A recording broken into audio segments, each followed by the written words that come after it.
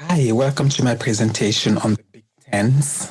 So today I'm going to talk about how I moved from the RN role to MS FNP role through some outcomes that I was able to meet as part of the FNP program at CU.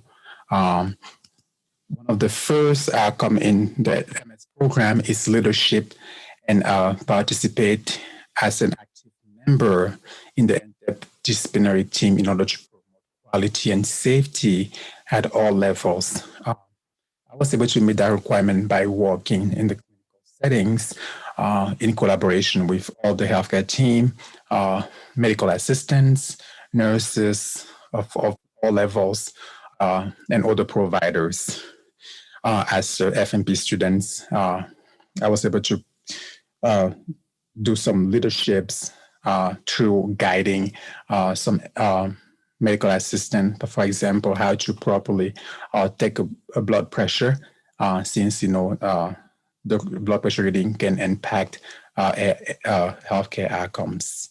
At the family level, I participated in a home visit. I remember I went to see a patient who was, they were in a precarious condition. They were living in the trailer. The patient has ADHD, and then, one was not meeting the milestone in terms of height and weight. So we paid them a visit and bring them some resources. And at the system level, I remember this week, I showed leadership by participating as a volunteer in the COVID vaccine clinic. And there I was able to notice a problem and find a solution. And I found that, we have so many volunteers from CU, College of Nursing, that sign up, and there was not enough spots for them to come to the clinic in those days. So I suggested to my preceptor to write an email, a volunteer to write an email to the School of Nursing, so that they will inform the students on the days to come or not to come to the clinic to provide immunization to the populations. The second outcome is building professional, ethical, caring, with cultural sensitive relationship as advanced practice nurse. So in there, I was able to provide primary care by avoiding ethnocentrism, not overgeneralize, because everyone is unique. Even though people can come from a different region in the world, does not necessarily mean they have the same culture. And sometimes, even reading the books are not enough to get educated ourselves, and sometimes we just need to ask the patients. And we should work with the patient as a team and coordinate care. So I was able to do that by giving suggestions and recommendation and discuss with the patient to find a middle ground during the decision-making process. The third outcome is related to patient care, technology, integration to improve outcome. In this particular area, I was able in clinic to advise my patient to use of mobile wellness tracking device in the smartphones to track their food intakes, their weight, with the purpose of better weight management through behavioral changes. And I know that this is the topic that I decided to use for my comps as well for this program. I always encourage patients to use the patient portal because it's effective in communicating with the healthcare provider. The fourth outcome is related to theoretical word frame utilization to address healthcare need. In my practice, I've been using the cultural care theory and also the nursing care theory using the 10 caritas in order to connect with my patient, be able to, with the final goal to achieve that, caring moment where, I'm trusted and we have a trusted relationship that can lead to better outcomes. I also like to use the middle range theory of symptom management, which, I apply that for both patients with acute and chronic conditions in clinical settings. The fifth outcome for the FMS program is evidence-based knowledge integration into care to optimize health and wellness. So in that instance, I recall using guidelines to make clinical decision, diabetes management, blood pressure management, and many other conditions. I was also able to adapt guidelines to specific individualized care. For example, I have a patient with diverticulitis. We were not really a candidate for antibiotic based on the guideline, but based on this specific situation, age and comorbidities, I thought it was appropriate to start him on antibiotic. Same thing for like in the VA settings, we assessed patient with prostate cancer at a younger age than the recommendation, just because this specific population is exposed to so many things when they're serving our great nations.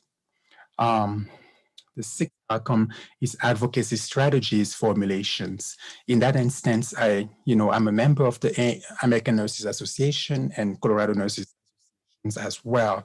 And hopefully I will be a member of the AANP after graduation to advocate for us at the professional level and defend our interests nationally. I also contacted my local legislator in Colorado. In Colorado, I sent them a picture of one of my COVID outfit at the clinic during the sessions when they were in session a few months ago. That was kind of interesting for them to see what we as care provider were going through. For the population that we serve, we need to be, I always advocate for my patients in terms of telling my provider to find better resources to improve their healthcare outcomes.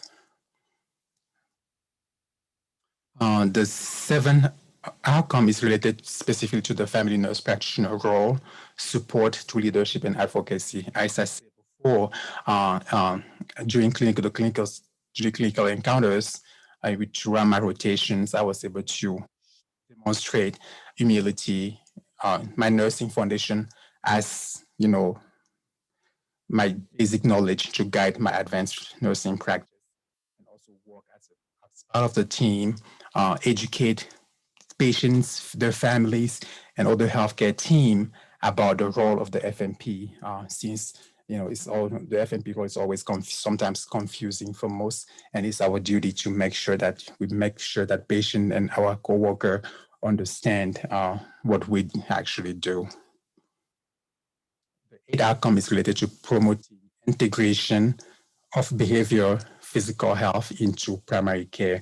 In that instance, I always consider, throughout my clinical rotation, I consider a patient as body, mind, and spirit. And then this was not a requirement of the FNP program, of any FNP program for that matters, but I decided to work with a psychiatrist mental health nurse practitioner for over 45 hours, where I was able to see how he, prescribe and assess, patient with anxiety, depression, since we see that most commonly in primary care, and sometimes we are the only provider that can address that at the time. The ninth outcome is evidence-based, culturally sensitive, and cultural centered promotion for all population groups. So I was able to, throughout my rotation, to work with all population group, from all ages, and also adapt to the language. Also able to integrate I